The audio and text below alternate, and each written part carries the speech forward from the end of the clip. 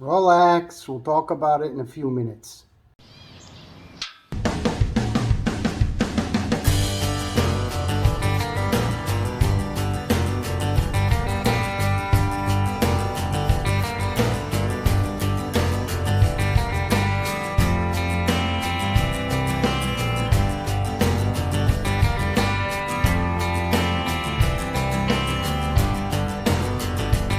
How you doing, guys? Today we're working on the senior hood, and I know when you saw that grinding on the old hood, you're probably going, what in the heck is he doing? So let's just go ahead and dive right into it. So what was the grinding for?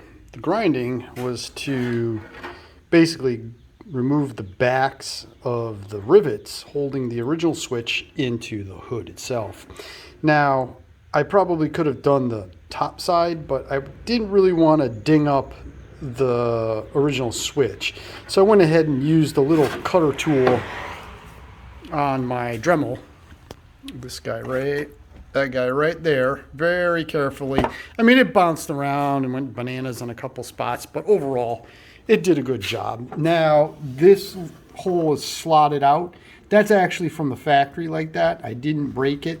And this one is just barely there. So we're probably gonna have to do a little bit of repair work. I did have this issue, meaning being really close and just in. If you go back into my old videos, I've made a couple fiberglass hoods for RJs, and the last one I did, which is kind of like the pilot video for my channel, I had the same exact problem. You can see that that rivet is so close to the edge or the inner housing of the switch, and this one's a little further away. So that's what just basically happens. So with that, we're all set. We got this thing out of the way. We can go ahead and flip this thing over, and let's start working on that air cleaner intake. So taking a look at this wound, I have some delamination of all the fiberglass layers. So we got this here. It's delaminated from the top layer. But then if we take a look here, and we peel this up with my finger gently, see if I can do this without, you can actually see that there are 3 layers. Just in my prior video, I had said that it looks like there's 3 layers within this hood, and that's exactly what it is. There's the first layer, there's the second layer, and then the top layer right here. So what I'm going to do is I'm going to actually peel these back a little bit, each one of the layers. I'm going to mix up some epoxy, and with a small brush, I'm going to put it in between each one of the layers, get it all good and wet all the way around, and then I'll get my little C-clamp, and I'll clamp it all together, and I'll let that harden. And then once that cures, I said harden, once it cures, then I can come in and start fixing this area, getting this all re-glued and back down. And then third, we'll make a little patch and we'll fix this hole. And then we'll go ahead and we'll fill in the rest of this area. So that way it could eventually be sanded smooth. So let me go ahead and let's get this all kind of mixed up and glued in. So I cut back the second layer of fiberglass. That's this one right here, okay? I cut it back to a point where it was starting to be attached to the first layer, which is right there. And as you can see, I flowed resin in between the edge, in between the 2 layers to glue it back down or epoxy it back into place. The 3 layers over here, as you can see, I took a little piece of plastic bag, put it between the jaws of the vice grip, which is very lightly clamped, just to hold it all together until it hardens up. That way we can have that all put back together. The next thing I'm going to do is I'm going to go ahead and cut a piece of fine mat that'll fit this area, so that way I can just go ahead and epoxy that into place. And then the next thing is to flow the whole top of it, so that way I can sand it smooth. And then this area should be pretty much all fixed. So with that process completed, this is fixed. I mean, this is nice. This is really came out good. A lot better than I anticipated. Super hard, it's super hard. I'll try to get it the best I can, but you can see it is nice and smooth. Everything came out really nice. I'm real happy with that fix. So the next thing I'm going to do is I'm actually going to fix this crack. And as you can see, I've already hogged out the crack, got it open.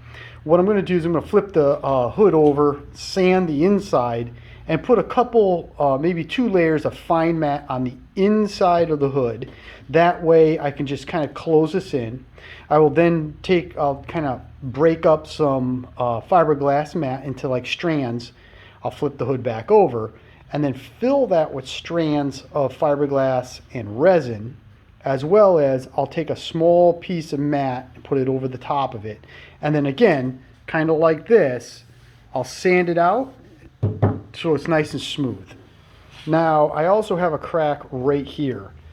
I'm not going to really show you that because I'm going to do it exactly the same way as I'm fixing this one. A little bit on the inside, fill the crack up, put a layer on top, sand it off. So this is just going to get fixed. Exactly what's here is going to be done there. So let's go ahead and jump into it.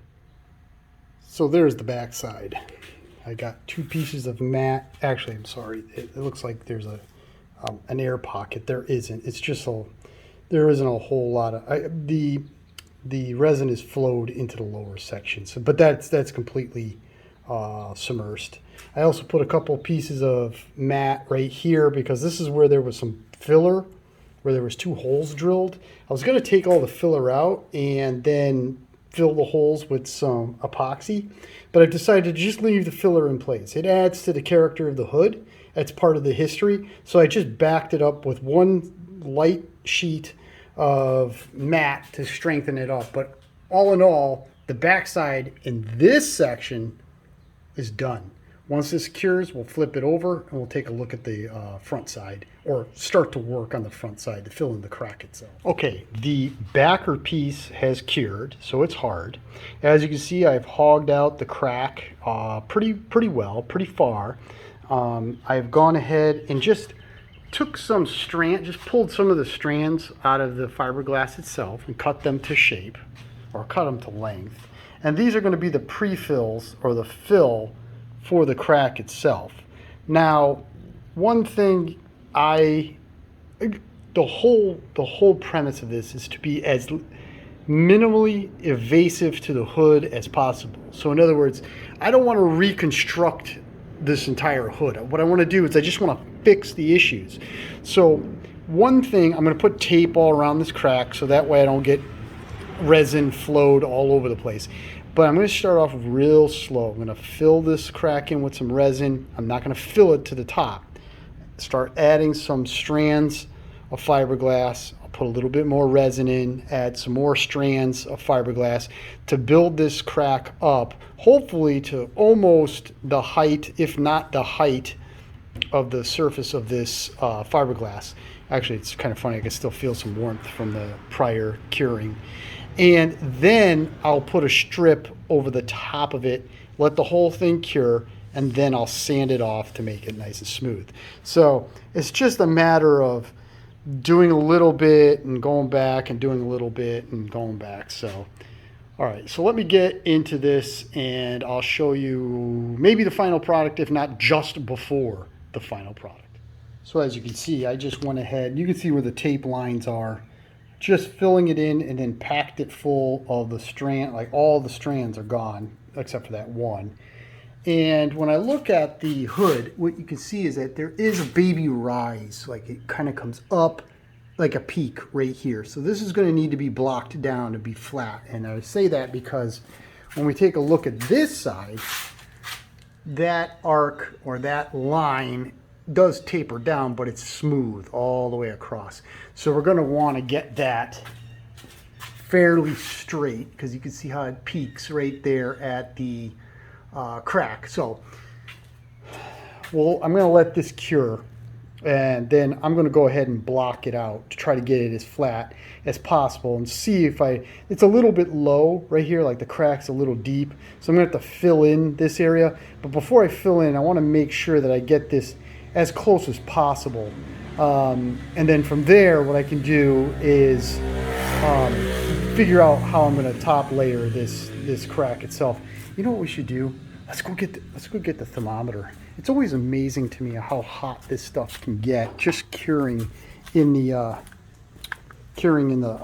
cup. So let's see. All right, 32. We're on Fahrenheit because we're, look at that, 231, 230 degrees. Let's see. Oh wow, the thicker parts are 234. Well, what? So the highest, we got 236 degrees. I always find, and I can smell it. I can actually smell that stuff curing. I can actually feel the heat too coming out of that cup. That's awesome. I always liked working with fiberglass. It's so cool. And there are the two initial repairs. The repair around the, I guess the airbox stem. It came out real nice, real solid, real smooth. I mean, it really came out nice. I'm super stoked on how that came out. Even the repair over here, maybe just a hair more sanding, but that is done.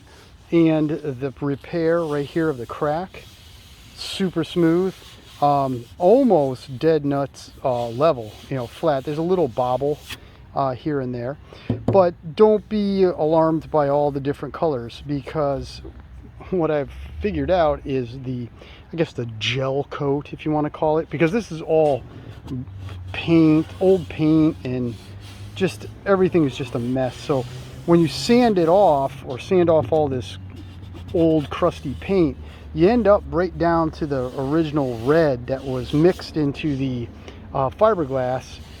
And you know, once I take it off, I get to this, like, I guess gel coat, if you want to call it. But then once you polish it, dude, this is only with 800 grit and some mother's polish. And I mean, underneath all of that crap is this kind of really cool fiberglass. And you know, there's some stress cracks in it, and those stress cracks are going to show, all these. But as of right now, what I'm going to do is I'm going to continue sanding all this old paint off down to the original, and this is the original kind of gel coat, if you want to call it. Just rough sanded to, like, I think I did this to like 600. I think this is 600 grit. So, you know, once I finish, all this will disappear. It'll all turn into this nice red color, and then ultimately I'm going to try to polish this entire hood to that sheen, the front, the sides, the back. Okay, obviously these areas will be polished to the you know, just the regular resin fiberglass, thus this. So I'm just going to leave it like that, and well, at least that's my plan. You know, I don't want to kind of make all the history of this tractor go away. I mean, I wanted to keep it as original, or as close to when I got it. So coming up next, this is the end of this video. The next video, we're going to make the patch for this hole. This crack will be fixed by the next video, because I'm just going to do it exactly the same as this. And then we're going to start thinking about how we're going to fix this and fill in this area, because this is all missing. So with that being said, thank you very much, guys. Thank you for watching. Hopefully you found this interesting. If you liked it, please give it a thumbs up, like, share, and subscribe, please. And as always, have a great day.